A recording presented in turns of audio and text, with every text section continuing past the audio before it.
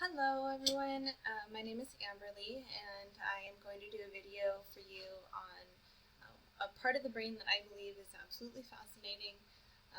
Unfortunately, I'm not able to see anyone's posts before putting my own post on, but I was looking through the different links on what we were able to look at and associate with what we felt was the most fascinating part of the brain on this website, Genes to Cognition.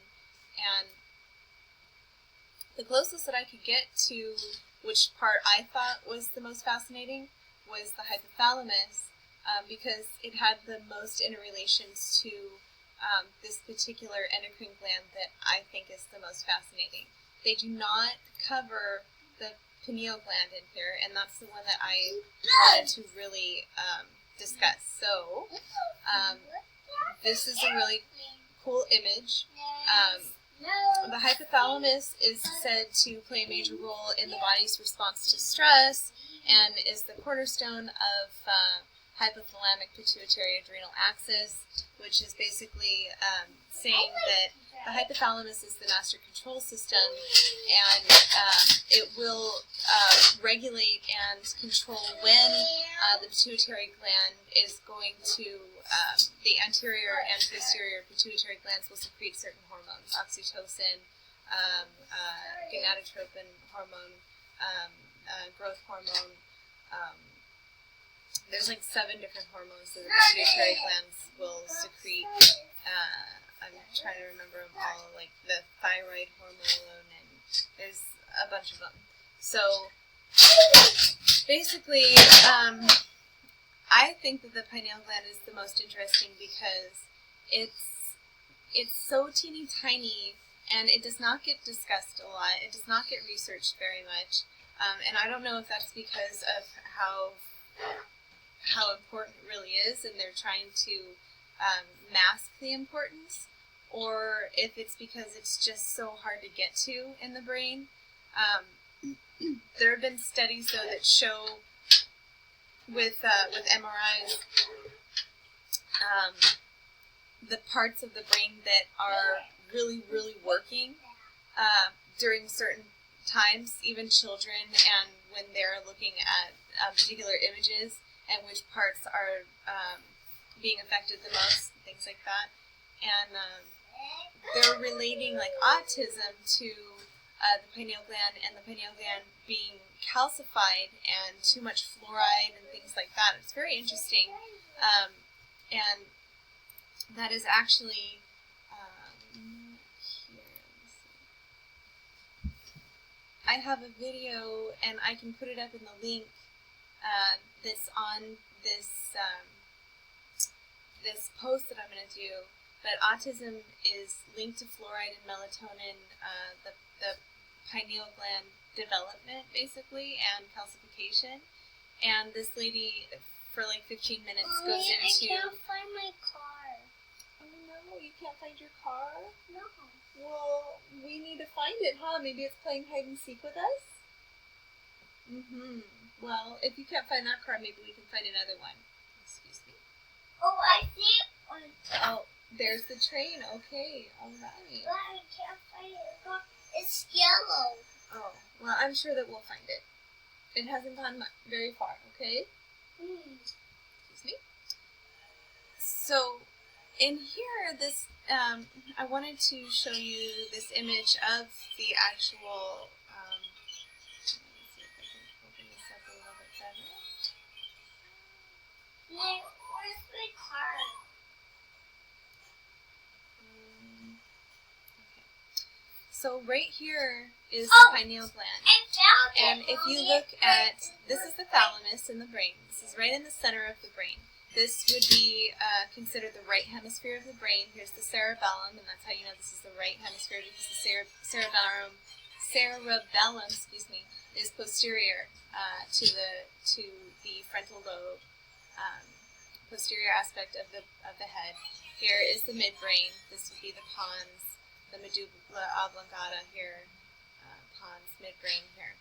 So now, right in here, thalamus, We've got epithalamus, the hypothalamus would be about here, and then we've got our pineal gland, this little pine cone shaped gland that will secrete our serotonin and then convert it to melatonin at night. So what the serotonin is going to do is it's going to regulate our moods, it's going to keep us happy, it's going to make us feel a sense of well-being and consistency and level-headedness. And then at night that will be converted to melatonin, which helps us sleep. So I think that that is a really important plan because if you notice where this is located, it's right where all of these ventricles are associated. So we've got our lateral ventricles here and the corpus callosum.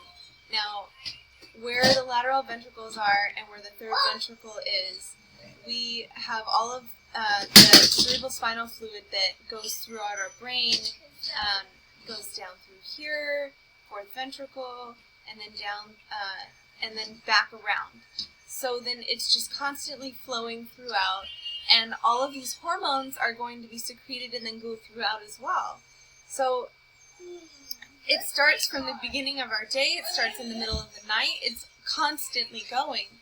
And this is going to be our sense of higher awareness. It's going to be, oh, there it is. It was right over there. Oh, okay. See, he found his car. I knew it didn't go very far. So the main factor of this gland here is that it can give us a state of higher awareness. It can give us, it's our third eye. And if we know this gland, if we can somehow tap into that gland without having to have, some selective serotonin reuptake inhibitor, we've got something going for us. And I really want to be able to do this with my practice as being a doctor of natural medicine. I want to try and, maybe even incorporate my dissertation in tapping into the pineal gland and naturally secreting serotonin. Serotonin is also something that can be found in our digestive tract, but I really want to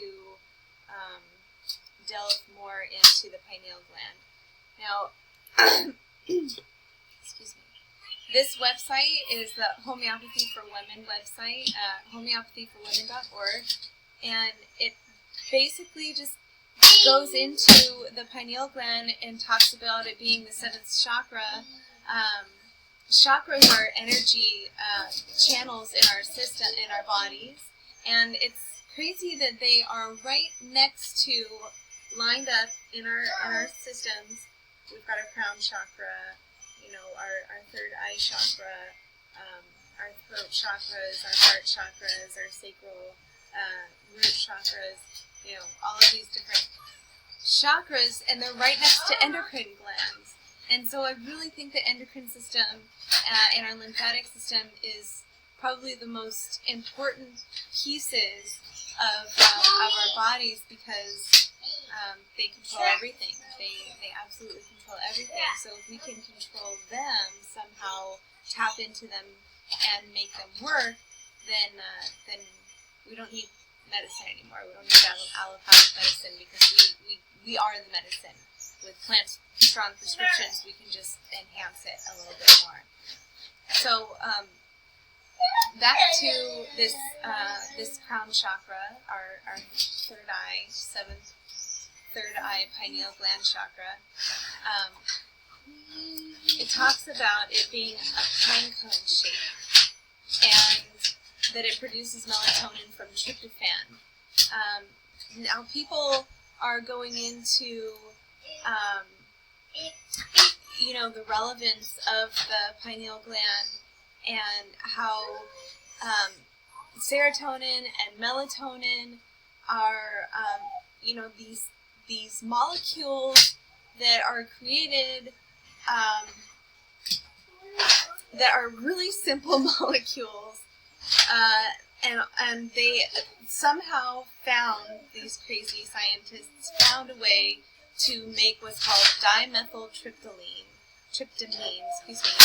and they have found a way to tap into the pineal gland with this dimethyltryptamine and go into an interdimensional or outer dimensional type of a experience.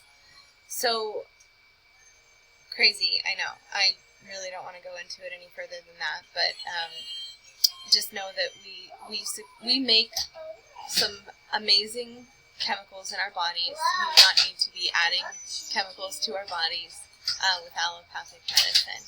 So here, this talks about the relevance of pine cones and pineal gland, and this with the Pope and with Bacchus and with Dionysus and Osiris and this god image. All of these godly images have depictions of a pine cone. And even in the Vatican City now, this is all relevant to the pineal gland. Most people don't realize this or understand the relevance of this amazing gland that we have in our systems, but that's because it hasn't really been taught to us. So I think that's because there hasn't been enough scientific evidence to back it up. People are a little bit afraid of what they'll find if they do. Sorry. But there is a little bit of some more information if you're interested in the pineal gland and its exposition here. That's basically it. I don't really want to do some crazy report presentation on it, but you will be able to see if you research a little bit more on it, what the pineal gland represents, what's indicative of, how they even say that the eye of Ra is like your third eye, which is you're indicative of your pineal gland, which is crazy. This is like the corpus callosum here in the brain. This is the thalamus here. This would be your pineal gland here. Those would be the corpora quadrigemina again, the gyri, the septum pellucidum. So it's just really interesting to look at this and to see, the associations and all the way back since ancient times. So that is why I find it absolutely fascinating, because what it secretes, what it can help us with if we just were able to decalcify it, and it would help with sexual issues. It would help with cancer, with Alzheimer's disease, with insomnia, of course, and bipolar disorders, with depression, with so many different things. So anyway, I hope you enjoyed this video, and hopefully you got some knowledge, gained some knowledge out of it. If you wanted to look at any of this information, I will put the link in the post that I put up. And if you have any questions, please feel free to ask me in the comments, and I'll talk to you at that time. Thank you so much.